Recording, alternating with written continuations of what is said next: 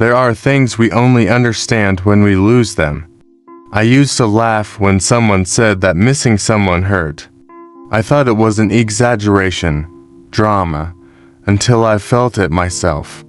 Until I lost someone who was everything to me, even when I didn't know how to be anything for her. Her name was Laura, and this is the story of my greatest longing. We met on an ordinary Tuesday, one of those colorless days, with no expectation of anything special. It was raining. I was at the bus stop, head down, wet, irritated with the world. And then she appeared, with a yellow umbrella and a big smile. "Want to share it?" she asked. I hesitated, but I accepted. At that moment, she had no idea that she would save me from much more than just a little rain. We started talking right there. To stops later, I knew her name, the course she was taking, that she loved old movies, and that she was afraid of butterflies. Yes, butterflies.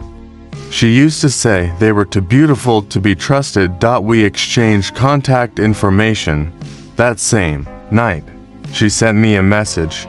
"Did you get home safely?" Borrowed umbrella. That's how it all started. From a simple gesture, something enormous was born. Laura was different. She had a sweet way of speaking and a gaze that saw beyond the surface. She listened to me carefully, even when I said nonsense. She had the gift of calming my silences and of filling the house with her mere presence. The relationship grew, naturally, no rush. Soon we were living together. She named the plants, laughed to herself watching cartoons, woke me up with bitter coffee and sweet kisses. She was the type of person who would leave little notes hidden in my clothes. "I love you. Everything will be fine today. Have you smiled yet?" Life with her was light, but I didn't know how to be a shelter for so much tenderness. Not out of malice, out of distraction, out of ego, out of tiredness. I started working more, coming home late, not listening. She tried. She called me to talk. She asked me to go out, to be away from the phone. And I said, "I'm tired. We'll see that later. It's just a phase." But it wasn't just a phase. It was her slowly giving up, and me, not noticing, losing the love of my life. I remember the night she left. It was all calm, silent, no yelling, no drama. She sat next to me on the couch, held my hand, and said, "I'm leaving. It's not because of lack of love. It's because of lack of me. I lost myself trying to make you see me." She stood up, grabbed a small suitcase, and left. I stayed there, stunned, without reaction, thinking she would come back, that it was just a scare, that tomorrow she would be there again, making that horrible coffee that only she knew how to make. But she didn't come back. In the first week, I tried to fill the time. Work, friends, empty distractions, but every corner of the house screamed her name. The toothbrush was still in the bathroom. Her favorite cup was on the shelf, her perfume on the pillow. I started opening the drawer where she left the notes. There were dozens, and I had never read any of them. "You're distant, but I'm still here. Today you didn't even look at me, but I love you just the same. When did we stop touching each other?" I cried reading each one, not for what she wrote, but for what I failed to respond.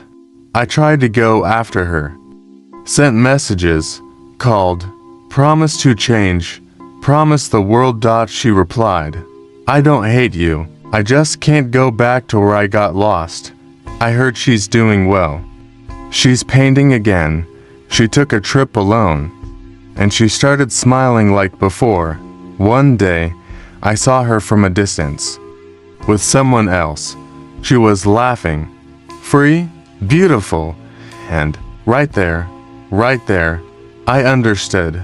She was home. and I was a tourist. I passed through her life as someone who visits, but doesn't stay. Someone who thinks there will always be time, but time, it wears out those who love alone. Today, her absence lives in me. It shows up in a smell, a song, a rainy season, in a bitter coffee that, out of habit, I still make just like hers. If I could go back in time, I would have listened more, touched more, turned off the phone, the fears, the pride. But time only moves forward, and what stays is the echo of what we didn't do. Lavra was, and is, the greatest longing I've ever had, and maybe always will be. The days went by, and I discovered that longing is not just absence. It's too much presence from someone who's no longer there. It's memory that insists on hurting. It's silence that screams. It's a hug that will never come. I started to remember small things. When she danced alone in the living room, barefoot, listening to Marissa Mani. When she pulled me by the hand and said, "Come see this sunset," as if the sky had been made just for her. When she got mad at me for forgetting dates, but still made a point of remembering all of mine. I remembered the time she cried watching a movie, and I laughed.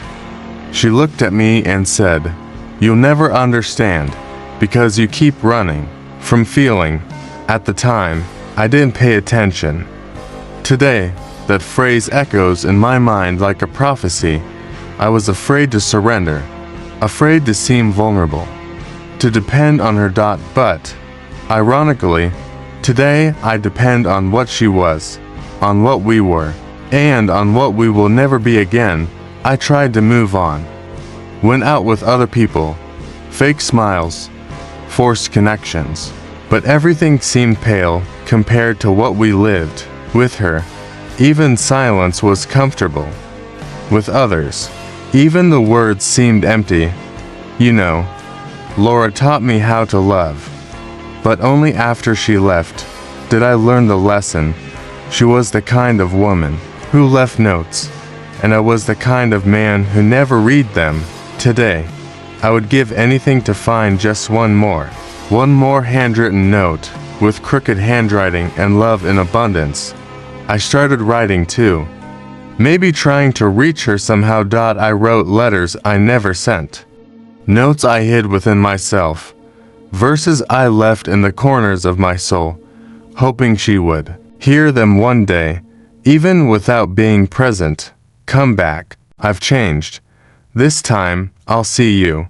But she didn't come back, because someone who leaves for love doesn't return for longing.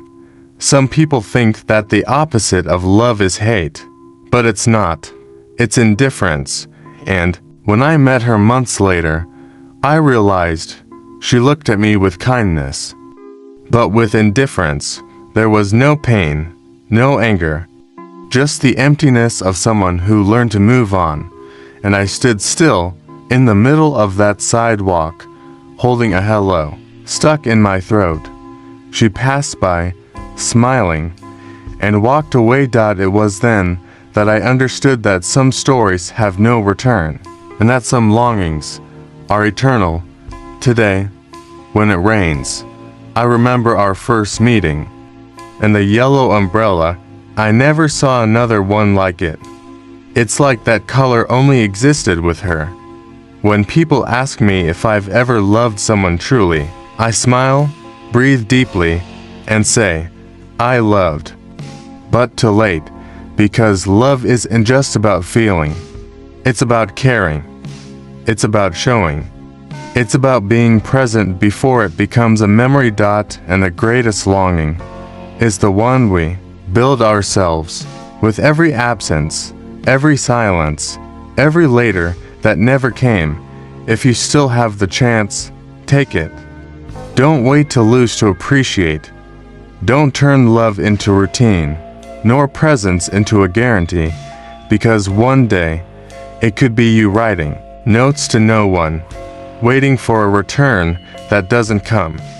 Missing someone who could still be by your side. And if that happens, welcome, you will finally understand what the greatest longing is.